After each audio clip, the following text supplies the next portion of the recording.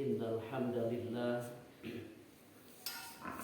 Innal hamdalillah nahmaduhu wa nasta'inuhu wa nastaghfiruh wa na'udzu billahi min syururi anfusina wa min sayyiati a'malina may yahdihillahu fala mudhillalah wa may yudlil fala hadiyalah. Asyhadu an la ilaha illallah wahdah la syarikalah wa asyhadu anna Muhammadan abduhu wa rasuluh alladzi la nabiyya ba'da. Allahumma salli wa sallim wa barik ala abdika wa rasulika Muhammadin sallallahu alaihi wasallam wa ala alihi wa ashabihi wa man tabi'ahum bi ihsanin ila yaumil qiyamah. Ya ibadallah ittaqullaha haqqa tuqatih wa la tamutunna illa wa antum muslimun. Amma ba'd. Alhamdulillah, segala puji kepunyaan Allah semata. Kita berharap ada ridho Allah Subhanahu wa taala ketika dimanapun kita berada. Terlebih di tempat ini, di rumah Allah yang disucikan ini, seraya kita juga mensucikan diri. Bertasbih atau tidak bertasbih, Allah tetap maha suci. Namun tentu kita perlu meningkatkan usaha dan ikhtiar kita agar Allah Subhanahu wa taala mensucikan diri kita dari berbagai noda dan dosa, mengampuni diri kita dari berbagai dosa dan kehilapan kita. Karena itulah patut kita ungkapkan kalimat alhamdulillahirabbil alamin, karena rezeki yang paling besar dan paling utama adalah saat ini ketika kita berada di rumah Allah yang suci dan memposisikan kita sebagai tamu kehormatan Allah Subhanahu wa taala, sebagai duifullah, duifur rahman, duifur Rasulullah sallallahu alaihi wasallam. Begitu juga tidak lupa kita sanjungkan salawat dan salam semoga tetap berada di junjungan kita Rasulullah Muhammad sallallahu alaihi wasallam dan kepada keluarganya, sahabatnya, seluruh umatnya, termasuk kita sekalian yang hadir di tempat ini. Semoga Allah berkenan memberikan rahmat dan syafaat kepada kita sekalian, insyaallah. Allahumma shalli ala Muhammad wa ala ali Muhammad. Hadirin, sebelum kita lanjutkan, mari kita awali dengan membaca doa pembuka pelajaran kita. Bismillahirrahmanirrahim. Allahumma inni as'aluka ilman nafi'a wa rizqan thayyiba wa amalan mutaqabbala. Allahumma inni as'aluka as-sihhata wal ifata wal amanata wa husnul khuluqi war ridau bil qadari. Amin ya rabbal alamin. Semoga Allah mengijabah doa kita sehingga di pagi hari yang indah ini Allah karuniakan kepada kita rezeki.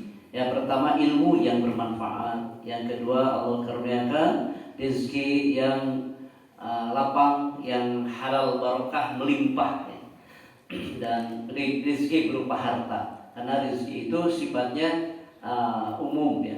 Nah ini juga adalah rezeki. Rezeki Allah berikan kesempatan kepada kita untuk bisa taklim setelah subuh ini, wabil khusus di setiap ahad ya, termasuk ahad keempat ini. Ini adalah karunia dan rezeki dari Allah gitu, yang patut kita syukuri.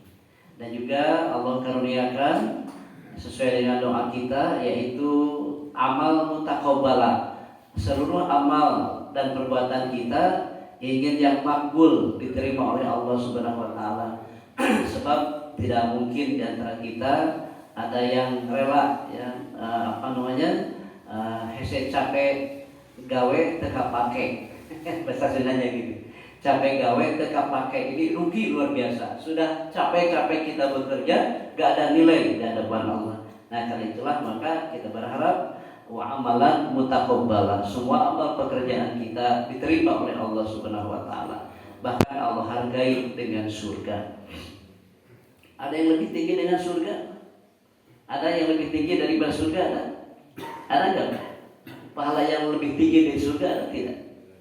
Ada, yaitu keridhaan Allah Subhanahu wa taala lebih besar ya daripada surga. Hadirin jamaah yang berbahagia, kita di khususnya yang saya bawakan di ahad keempat ini punya hancak ya, atau punya bahasan khusus berkaitan dengan pandangan hidup muslim, pandangan hidup seorang muslim. Artinya kita hidup ya sebagai seorang muslim itu tentu tidak asal hidup, tapi kita punya pandangan hidup. Yang dimana isi dari pandangan hidup itu pertama kita paham tujuan hidup dulu. Sebab kalau tahu tujuan pasti banyak jalan. Gitu. Banyak jalan, muncul kebutuhan, ada tantangan, ada rintangan, ada segala macam perlengkapan. Kenapa? Karena ada tujuan. Kalau tidak ada tujuan, tidak ada apapun. Gitu. Karena ada tujuan. Maka tidak ada yang kita tuju di sini kecuali menuju kepada keridhaan Allah Subhanahu wa taala. Nah, ada ungkapan enggak? Ada ungkapan banyak jalan menuju Roma gitu ya. Itu menuju Roma. Tapi kalau menuju Allah hanya ada satu jalan. Menuju Allah itu. Jalannya apa? Jalannya kita memahami jalan hidup. Karena ada orang yang salah milih jalan. Jalan hidup hanya satu. Ihdinas siratal mustaqim. Walaupun ada jalan yang lain, siratal ladzina an'amta 'alaihim ghairil maghdubi 'alaihim waladdallin. Siratal mustaqim itu hanya satu, yaitu siratal ladzina an'amta 'alaihim. Jalannya orang-orang yang Allah telah berikan nikmat kepada mereka. Bukan dua jalan, yaitu siratal maghdub, yaitu jalan yang dimurkai, dan siratal dhalin, jalan yang sesat. Apa itu siratal dhalin? Jalan sesat, orang yang tahu tujuan tapi tidak tahu jalan, akhirnya tersesat. Ya. Sekali lagi, yang dimaksud dengan dolal itu atau siratal dhalin itu orang yang tahu tujuannya itu mau kepada Allah, tapi jalannya sesat, salah, akhirnya dolal. Gitu. Karena tidak ketemu, akhirnya udah manusia diangkat sebagai Tuhan. Jadi disumpah. Siapa? Nasrani. Sedangkan orang yang dimaksud Allah jalannya orang-orang yang dimurkai, itu murka Allah. Kenapa? Karena tidak tahu tujuan dan tidak tahu jalan. Karena tidak tahu tujuan dan tidak tahu jalan, akhirnya Allah murkai. Nah, makanya jalan menuju Allah itu satu. Allah tunjukkan siratal mustaqim, jalan yang lurus, yaitu siratal ladzina an'amta 'alaihim, yaitu jalannya orang-orang yang telah Allah beri nikmat terhadap mereka. Siapakah 'alaihim itu? 'Alaihim itu adalah diterjemahkan, ditafsirkan di surat An-Nisa 69, yaitu alladzi an'amallahu 'alaihim minan nabiyyin wasiddiqin wasyuhada wassalihin wa hasuna ulaika rafiqa. Inilah yang empat, inilah mereka yang telah Allah tunjukkan jalan yang lurus. Dan ini tugas kita yang harus kita dekati empat ini. Tanya ke yang empat ini siapa? Pertama itu minan nabiyyin, nabi. Sekarang secara fisik nabinya tidak ada, tapi ajaran yang ditinggalkan nabi ada. Siapa? Nabi wariskan kepada para ulama. Maka tanya para ulama ahli di bidang ilmu tentang sirat, tentang jalan. Karena jalannya hanya satu dan manusia mencari jalan yang lain, akhirnya muncul beberapa jalan di dalam sirat itu. Disebut dengan thariqah, itu tarekat. Tarekat itu jalan, padahal tarekat itu bentuk daripada jalan. Sehingga orang ribut bikin lagi organisasi namanya tarekat. Ada tarekat ini, tarekat itu, tarekat itu, tarekat itu. Dan tarekat ini bermacam-macam nama. Bahkan Islam pun bermacam-macam nama.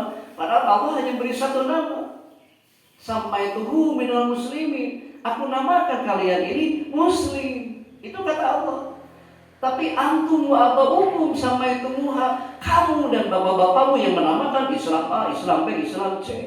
Itu menurut Al-Quran. Nah, jadi kalau kita tidak kembali kepada Al-Quran, mungkin kita akan banyak jalan yang kita tempuh di luar dari Shiratal Mustaqim. Makanya muncul toriko.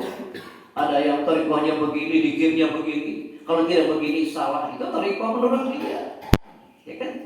Maaf, ini rada kajarok lagi, Pak. Nah, itulah Shiratal ladzina an'amta 'alaihim. Jadi pandangan hidup itu yang akan saya bahas dan kita kaji di tanpa target waktu lah gitu Pak. Ini sampai akhir hayat saja, mudah-mudahan bisa sampai gitu.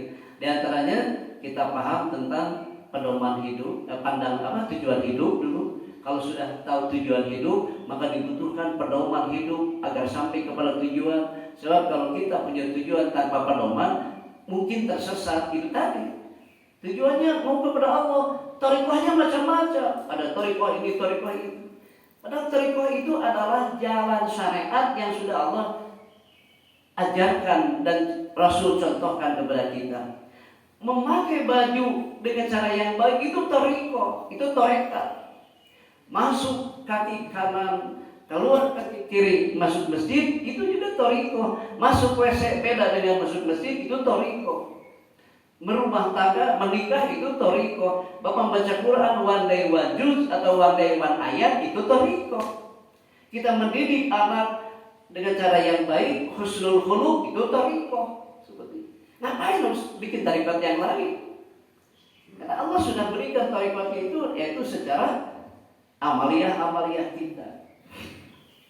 Begitu itu thariqah sebetulnya, jalan menuju sirat. Gitu. Sirat itu sendiri buktinya adalah wujudnya Al-Quran. Karena yang dipakai oleh Nabi, Siddiqin, Syuhada dan Sholihin adalah Al-Quran. Nah sekarang saya tanya Bapak semua, supaya tidak ngantuk. Maaf sekali kita telaah nih. Coba rukun Islam ada berapa Pak? Ada 5. 1 syahadat. Sudah kita syahadat? Alhamdulillah Ustaz.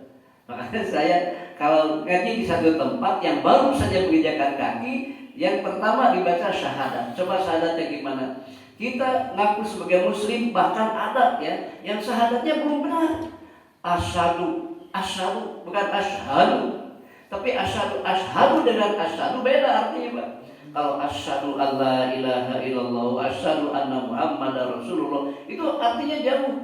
Asyhadu dengan hak, kedengaran haknya, itu artinya aku bersaksi. Tapi kalau asyhadu artinya singa atau meong, artinya itu ya. Asyhadu itu artinya meong. Nah, jadi kalau mahrojnya salah artinya. Berarti satu tadi diluruskan, tidak syahadat. Nah, itu baru bacaan, baru ungkapan bahasa, belum lagi sampai masuk ke dalam apa itu arti dari makna dari sebuah syahadat, persaksian itu. Kalau ditanya ada orang, Bapak kapan masuk Islam? Kan bingung kita tidak kata. Ya kalau mu'alaf ditanya, saya tahun sekian, bulan sekian, tahun sekian saya mulai jadi mu'alaf bersyahadat. Kalau ditanya, kapan kita mulai syahadat? Ini pertama tentang syahadat. Yang kedua, sholat. Alhamdulillah sedang dijalankan dan sedang diupayakan dengan berbagai macam bagaimana pendukung-pendukung agar sholat kita jadi khusyuk. Mulai tempatnya, badannya, perangkat semuanya, perangkat sholat diupayakan menuju kepada khusyuan. Karena hanya sholat khusyuk. Karena kalau kita bicara tentang Al-Quran, tentang sholat, ada sholat khosyi'un, ada sholat sahun, ada sholat daimun, ya kan? Di Al-Quran itu. Ya, sholat. Yang ketiga zakat. Zakat sesuatu yang amat berat dan ini bersyarat hanya diwajibkan bagi orang yang sudah layak atau sudah nisab untuk zakat menurut ilmu fikih. Tapi kalau menurut ilmu tauhid, sekecil apapun yang kita dapatkan perlu dibersihkan. Kalau menurut ilmu fikih, ilmu pemahaman, dibersihkan itu yang besar. Kalau menurut ilmu fikih, wajib zakat kalau pendapatan kita minimal 84 gram emas per tahun. Kalau pendapatan kita per tahun sudah bisa membeli emas seberat 84 gram, berarti wajib 2,5% dikeluarkan.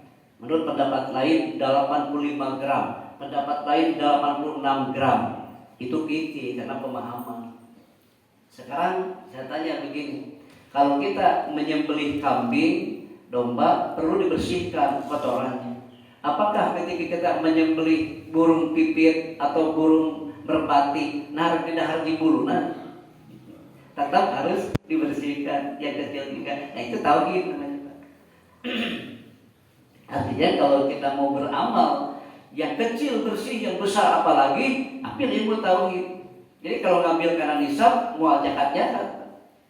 Kenapa? Karena ada batasan jumlah atau nilai. Begitu juga dalam ilmu muzara'ah, mukhabarah, ilmu pertanian, peternakan, profesi dan sebagainya. Itu bab fikih. Tapi kalau kembalikan kepada zakat, apapun yang kita makan, yang kita minum, yang kita pakai harus bersih daripada hak-hak orang lain. Berarti tidak perlu nisab. Gitu kan? Nah, apa tadi? Syahadat, sholat, zakat. Sekarang puasa. Puasa alhamdulillah kita jalankan ya. Sesuai dengan kemampuan kita, terutama puasa wajib. Nah ini hanya puasa yang boleh diganti dengan harta. Kalau ketinggalan sholat, menurut kita nggak ada, itu harus dikodok, apalagi diganti dengan beras, nggak ada sholat. Tapi kalau puasa itu kalau tidak mampu karena sesuatu hal, maka yang berkaitan dengan puasa itu hanya mewajibkan dua hal. Pertama wajib kodok, yang kedua wajib pijah.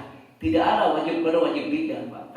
Karena hukum itu tidak akan memberatkan atau tidak dendam kepada yang tidak melaksanakan. Tidak ada unsur dendam dalam hukum Allah. Allah sudah tetapkan wajib kodok, kodok, wajib pijah, pijah. Tidak ada, oh ini wajib pijah, wajib kodok. Tidak ada hukum seberat itu, Pak. Allah hukumi. Apa tujuannya? Yuridullahu bikumul yusra wala yuridu bikumul usra. Allah itu mengharapkan supaya kalian itu hidup ringan dalam menjalankan hukum Allah itu, memudahkan. Allah tidak mempersulit kalian. Allah perintahkan nikah, Allah mudahkan. Bahkan di surat An-Nur ayat 32, dan nikahkanlah orang-orang yang sendirian, yang membujang di antara kalian, di antara hamba-hamba kalian. Iyakunu fuqara yughnihimullahu min fadli. Jika mereka fakir, jika mereka tidak mampu, belum mampu, maka dengan nikah Allah akan mampukan dia dengan rezeki yang Allah karuniakan. Begitu. Nah, Allah perintahkan nikah itu sesuai dengan hukum Allah. Murah, meriah nikah itu, Pak. Sampai Nabi mengatakan saking wajibnya resepsi walaupun hanya dengan seekor kambing. Mau orang-orang kambing itu cukup besar ya. Seekor ayam cukup. Atau ada bala-bala 10 orang oke, hayang resepsi nikah, jadi Pak kalau mau hukum Allah. Tah, Allah meringankan seperti itu. Yuridullahu bikumul yusra wala yuridu bikumul usra. Nu ngaberatkeun mah urang. Kudu aya janur, kudu aya panggung, kudu aya kursi, kudu aya organ tunggal, kudu aya artis, kudu aya itu, aya ieu, aya kosmetik segala macam-macam. Sehingga tidak cukup sekian pernikahan. Walaupun ini tidak salah ya, sah-sah saja. Cuma kalau dilihat kepada, ditarik benang-benang kepada hukum Allah, yuridullahu bikumul yusra, Allah memudahkan hukum. Oke, yang kelima haji. Tapi kalau orang meninggal sebelum haji, secara syariat nanti can sempurna Islamnya. Kalau dia meninggal kemudian dia belum haji, oh berarti ini orang belum muslim, karena kan rukun Islam ayat 5. Ini pikiran akalnya. Rukun Islam kan ayat 5 sampai syahadat, sholat, zakat, puasa, haji. Dan kan ini orang belum haji, berarti sudah meninggal, berarti canggih Islam. Tentu tidak begitu pikirannya, Pak. Kenapa? Karena Allah telah membatasi persyaratan berkaitan dengan haji. Kalau orang meninggal tidak zakat, tidak haji, masih disebut muslim. Kalau orang meninggal belum bisa puasa, masih bisa disebut muslim. Karena itu persyaratan, ada persyaratan.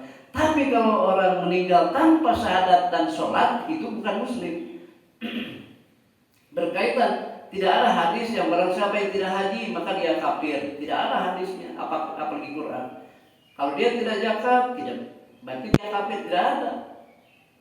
Haji, saum, zakat, tidak ada ancaman seperti itu. Tapi kalau sholat, man taroka sholatan muta'ammidan, ya, man taroka sholatan muta'ammidan faqad kafara zihar. Barang siapa yang meninggalkan sholat dengan sengaja tanpa alasan, maka dia saat itu sungguh benar-benar menjadi seorang kafir yang mutlak, kafir yang tulen. Jadi kalau sholat itu benar-benar menjadi ciri daripada keislaman. Belum zakat, belum puasa, belum haji, masih Allah hargai keislamannya. Dengan syahadat dan sholat saja sudah menjadi muslim. Itu untuk rukun Islam. Nanti kita bahas ya, karena dasar hidup kita adalah Islam. Jadi materi yang saya kaji ini ya tentang pandangan itu. Di antaranya satu tujuan hidup, yang kedua pedoman hidup, yang ketiga dasar hidup, yang keempat tugas hidup, yang kelima fungsi hidup, yang keenam alat hidup, yang ketujuh teladan hidup, yang kedelapan kawan hidup, dan yang kesembilan adalah lawan hidup. Jadi ada 9 yang akan kita bahas nanti ya. Nah, pada baru satu ya tujuan hidup, yaitu mardotillah, Quran surat 2 ayat 207. Dan banyak lagi ya ayat-ayat yang lain dengan kalimat mardotillah. Supaya Bapak ingin tahu tentang tujuan hidup, ada 2 tujuan hidup. Pertama secara vertikal, tujuan hidup kita adalah ingin mendapatkan ridho Allah. Berarti cara menghadapinya dengan hubungan vertikal antara kita dengan Allah. Yang tadi dengan syahadat, dengan sholat, dengan puasa. Ya, termasuk haji juga adalah jalan menuju Allah. Jadi jalan menuju Mekah hanya satu, menjalankan ibadah haji dan umroh. Bagaimana kalau jadi TKA? Insya Allah, karena biasanya sok dihajikan dan sok diumrohkan, masuk di dalam. Gitu. Jadi walaupun banyak jalan menuju Roma itu peribahasa, Pak, ya peribahasa. Jalan menuju Allah hanya satu, syiratal mustaqim, tidak jalan lain. Itu jalan hidup kita al-Islam. Nah, pedoman hidup yang kedua hanya Al-Quran dan Sunnah. Nah, tujuan hidup yang pertama mardotillah, tujuan hidup yang kedua adalah fidunya hasanah, wa birroti hasanah. Gitu, di akhirat kita bahagia, di dunia kita bahagia. Itu tujuan juga. Makanya Allah ajarkan wa minhum may yaqulu rabbana atina fid dunya hasanah wa fil akhirati hasanah wa qina adzabannar. Itu teh doa sapu jagat. Menurut kita mah orang Indonesia, orang Arab mah tak apalah doa sapu jagat. Orang Arab tidak tahu apa itu doa sapu jagat. Yang tahu hanya kita dari Indonesia. Itu sapu jagat. Artinya jagat dunia, jagat akhirat disapu semuanya, harus hasanah. Baik. Oke, itu rukun Islam. Sekarang tanya rukun iman, Pak. Rukun iman itu ada 6. Pertanyaannya, rukun iman yang 6 itu 1 iman kepada Allah, 2 malaikat, 3 kitab, 4 rasul, 5 hari akhir, 6 qada dan qadar atau kepastian dari Allah. Saya tanya, di antara yang 6 ini mana yang nyata keimanan kita? Hanya 1, Pak, yang nyata itu. Coba lihat, iman kepada Allah gaib, Pak. Ada yang bisa membuktikan? Bapak iman kepada Allah enggak? Iman apa buktinya, Pak? Saya tadi malam ketemu Allah di mana? Dulu di Pengkolan. Ini udah ngaco orang. Gaib, Pak. Iman kepada Allah gaib. Iman kepada malaikat gaib. Walaupun kemarin di Banten ada di media rame ya, Mama Gubron itu sering rapat di malaikat, Pak. Kita dipertanyakan keimanannya gini. Dari mana Mama habis rapat dengan malaikat? Malaikat mana? Malaikat Mikail supaya bisa menurunkan hujan. Tahanlah hujan sebab dia keraya acara. Presiden ayat kunjungan ditahan supaya hujan. Bisa begitu? Ngaco iman kayak gitu, Pak.